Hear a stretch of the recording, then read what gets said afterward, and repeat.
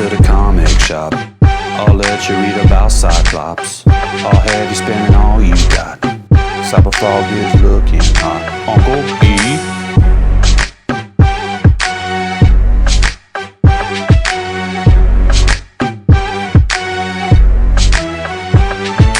Big Legit, back again, ready to talk to you about the very first comic book I ever bought at a newsstand.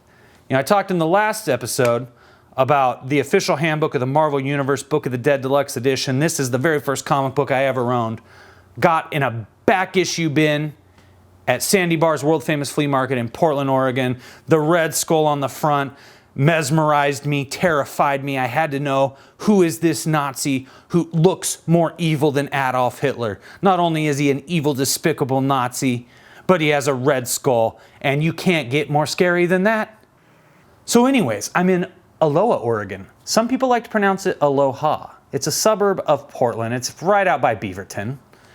And my dad says, hey, do you want to get another comic book? And I say, okay, sure. So we walk into this plaid pantry, and they had the little spinning rack. And so I'm spinning that rack around trying to find something. And then, boom, it hits me. Captain America. And I'm just like, what is this? What if Captain America had formed the Avengers? And it's got all these characters that I just am not even familiar with. I'm just like, who are these people? I knew who Thor was. This guy, I didn't know who he was. I didn't know who this guy was. I was curious.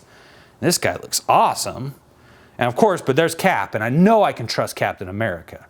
So I got this comic book, and it changed my life forever. And so, boom, you open it up, and what's the first thing you see is Captain America popping right out at you. Look at this beautiful drawing. It pops so well. And on the other side, comics are cool when Bill and Ted are in them. The Nintendo Entertainment System, NES. It's not pronounced NES, it's NES. And it's certainly not SNES, SNES, Super NES. So in this one, this is a great comic book to start with because, as a kid, I actually knew who Captain America was, even though I didn't read comic books, because everybody knows who Captain America is, Captain America. And here's the Watcher, and he's telling me, okay, I'm going to see an alternate universe, which, oh, cool, science fiction, that's cool, whether you're a kid or an adult. And this was apparently a two-parter, and I had missed the previous issue, last issue, recapping Craig, very clever Craig.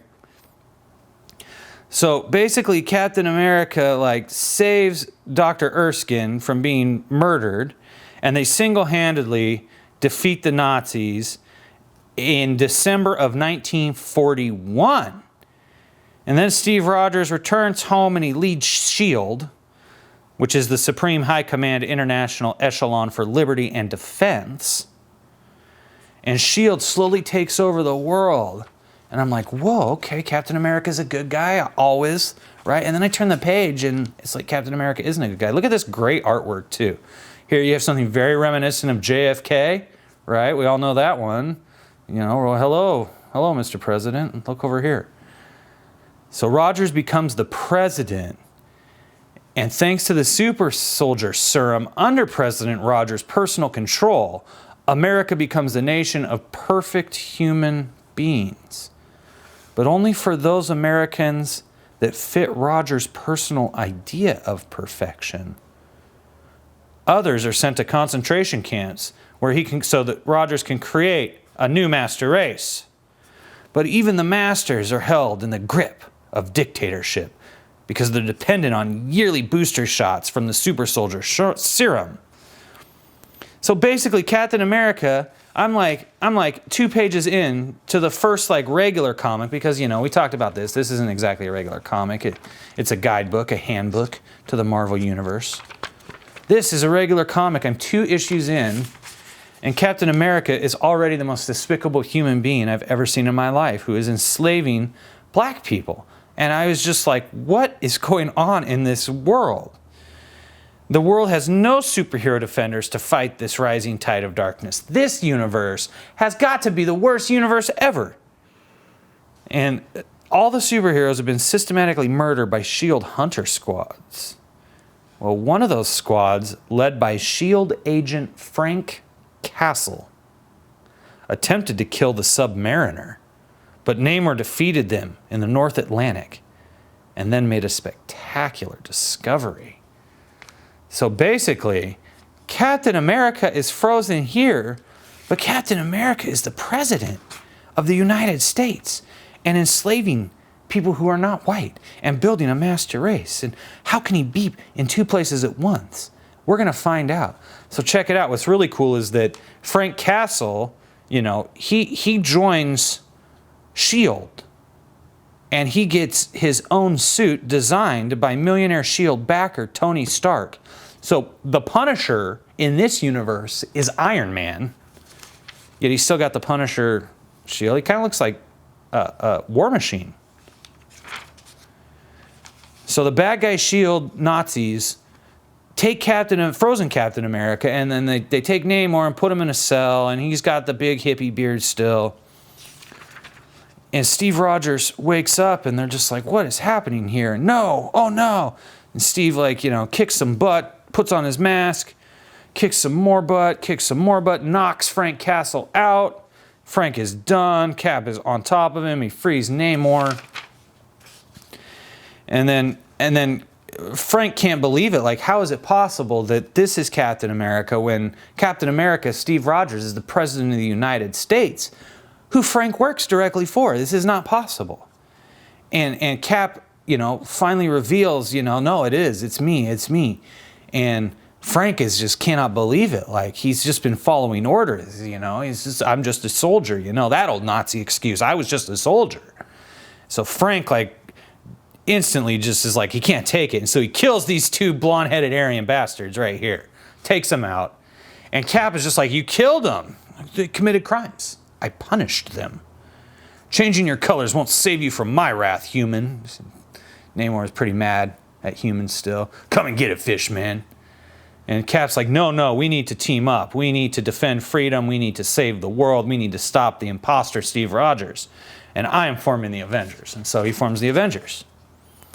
And they like fly back and they stop. They're looking for more people to team up with them because they know there's still a few superheroes out there somewhere. And sure enough, it's Logan. Uh-oh. And what's interesting about this comic book is it tells you who these people are. But check it out. Like, Logan jumps at him and Logan turns into the Wendigo. And it's just like, how can you be the Wendigo? And Cap's like, no, I don't want to fight. I need your help. And Cap's like, how can you want my help? You're a Nazi. Cap's like, no, that's a fake Captain America. I'm the real Captain America. He's the Nazi, and we're going to stop him. And so what's awesome about this comic book is, like, even though I don't know who Logan is, you know, I didn't associate Logan with this guy on the cover, this Wolverine here. I didn't know who those guys were. But Uatu, the Watcher, tells me all about it. How is it the man called Logan, the X-Man Wolverine in your world, came to carry the curse of the Wendigo? On your world, the curse of the Wendigo was to be mystically transferred to the body of Bruce Banner, the Incredible Hulk, but for the interference of Wolverine, then known as Weapon X. And then Craig comes in here and says Incredible Hulk number 181. On this world, Wolverine himself was sacrificed to the Wendigo's power, with no one in turn to save him. But something in Logan's half-bestial nature combined with the spark of purity in his soul, enabling his personality to gain dominance over the Wendigo's savagery. So basically, you know, he's called the Hulk, but he's the Wendigo. He's not the Wolverine. He's Logan. He's the Wendigo, but he's called the Hulk in this universe. So then we get to the home of Dr. Henry Pym in Leonia, New Jersey. So in my reality, Samuel Snap Wilson would become the Falcon, a teacher, a leader, a true hero. But in this harsh reality, he's just a petty burglar, because he can't survive. They come in, and Hank Pym is dead. Hank and Janet are dead. Oh, excuse me, Anna. Anna is dead.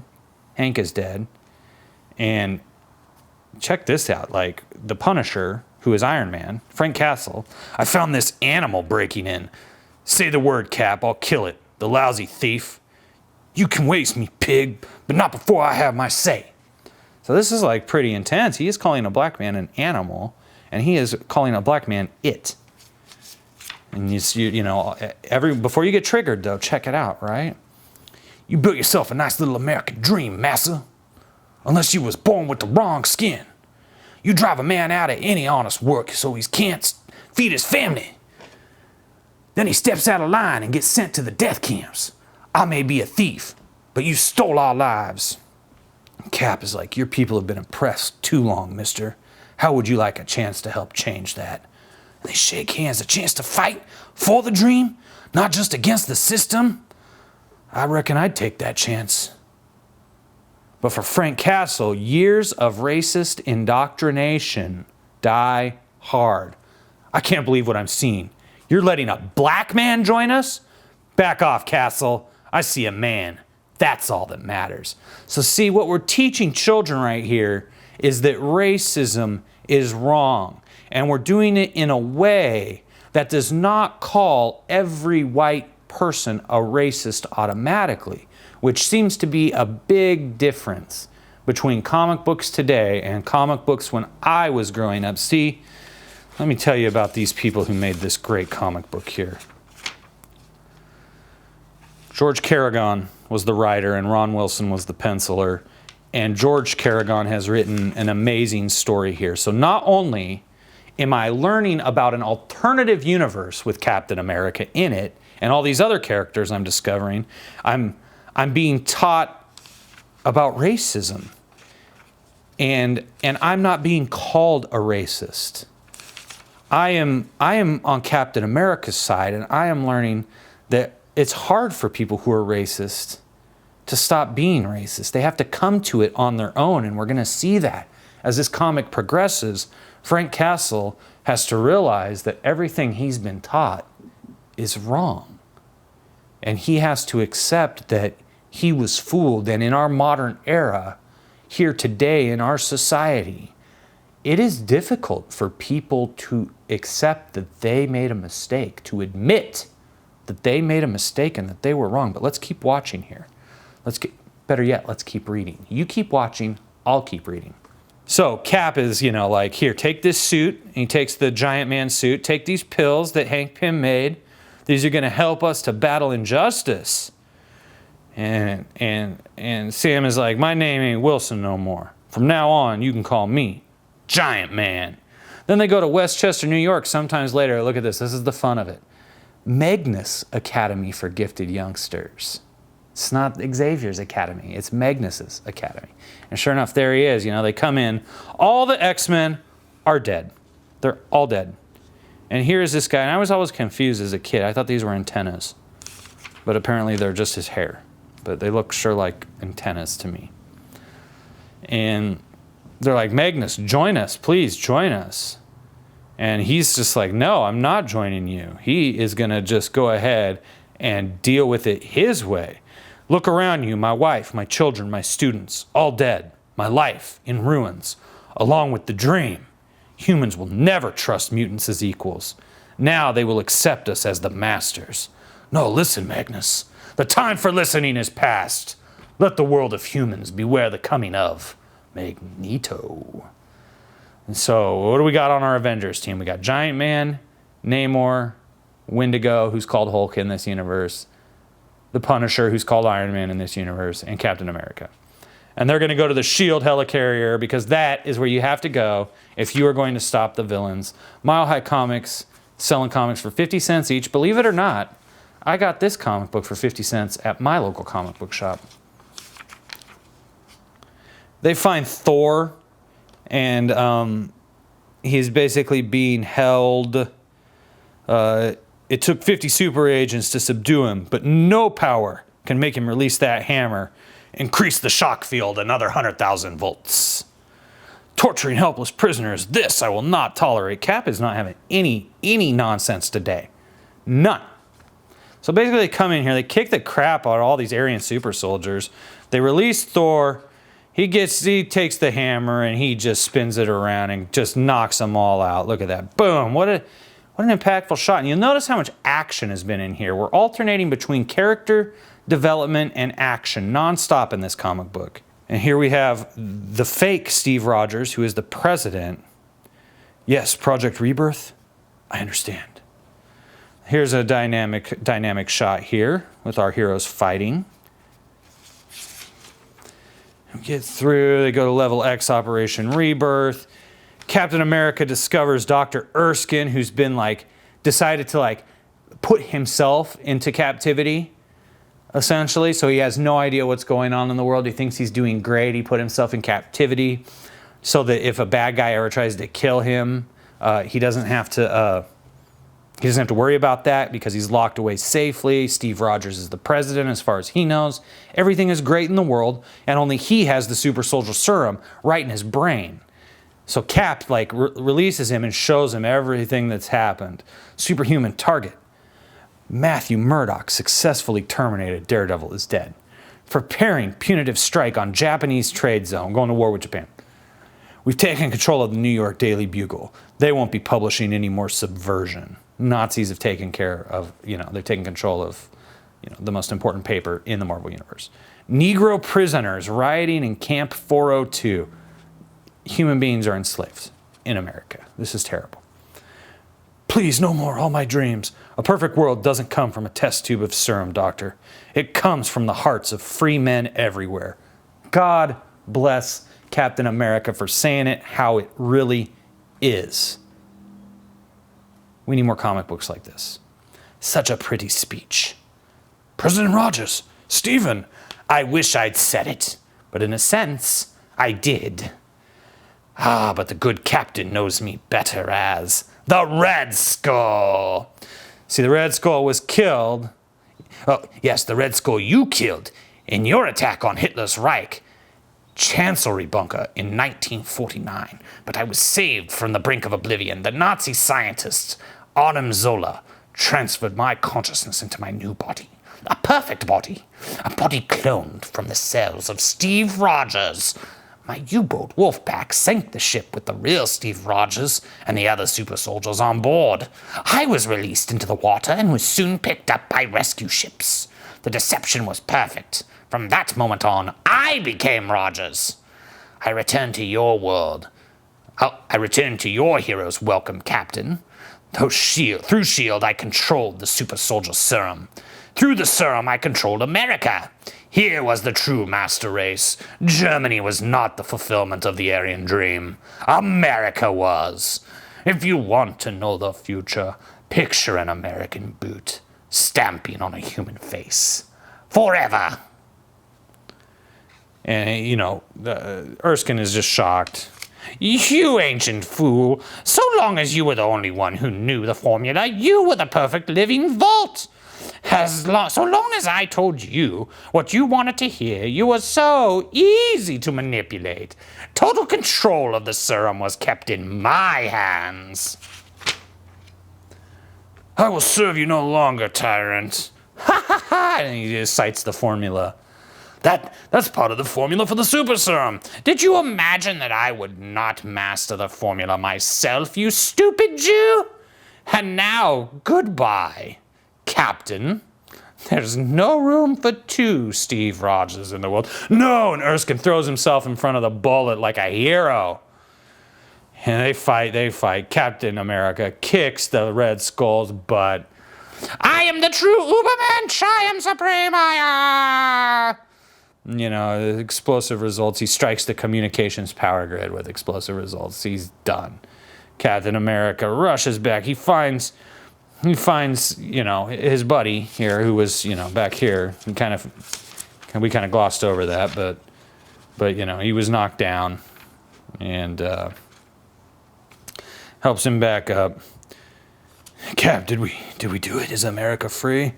We've taken away our super soldiers, but perhaps we've given her back her soul. So you see, he redeems himself. He's becoming less of a racist. He's realized the mistakes of his past. And so the Avengers assemble here. And then in this beautiful shot, some years later, after the wounds have begun to heal, America is able to regain her heritage, a country for all men and women, regardless of race, creed, or color. And this is the world I grew up in. We didn't have Avengers, but if you take out this statue, this is the world I grew up in. And this is the world we're not being allowed to have anymore. And that's why we need more comics like this one, because this comic did something for me in my life and taught me that I could have heroes. Once, you know, my local Portland wrestling heroes were gone, you know, I had Captain America, I had Namor, I had Wolverine to be my heroes. You know, I had the Falcon to be my hero. And kids need more comic books like this. Because what this kid, let me tell you exactly what this did. See, it's very simple. What this comic book right here did for me, it hashtag moved the needle. That's what this comic book did for me. It moved the needle. And it got me invested in comic books. Basically for, you know, the next 4 or 5 years until I had a car, you know, like I was reading comic books. You get a car, you kind of stop caring about comic books. And that's what we need, is more comic books that hashtag move the needle. We need to make a comic book revolution, and it's comic books just like this one that are chock full of moral fiber that teach kids, you know, important things. This tackles Nazism, death camps, racism. This tackles everything. It tackles a racist learning from his mistakes, and having to, you know, realize he was wrong, and that, you know, he can still be a hero despite the faults he's had in the past. And this made me feel so proud to be an American, because this is not the America we grew up in. And if anything was to happen in this country to even attempt to do this, we know that there are brave men and women who grew up on comic books like this, and who know that Captain America is the kind of man that will take a stand, and they need to be the kind of men and women who will take a stand. And this comic book it changed my life forever. And I got it at a Plaid Pantry, you know, outside of Beaverton, Oregon. And the next comic book we're going to talk about is going to be the first comic book I ever bought at a comic book shop. Because, you see, the Red Skull here at the flea market in the back issue bin led me to this one with Captain America and the Punisher, and Wolverine as the Wendigo, and Giant Man, Falcon as Giant Man, and Namor. And it's this comic book that led me to wanting to find another comic book. And that's when we tracked down a comic book shop in my hometown of Vancouver, Washington, Bob's Comics, which anyone from Vancouver knows was the best comic book shop in the Pacific Northwest, hands down. So what I want you to do is I want you to tell me about the first comic book you ever bought at a newsstand. I want to know about the first new comic you ever got. The comic that, you know, moved the needle for you. Please like this video. Please subscribe. And I'll see you with the third comic shortly.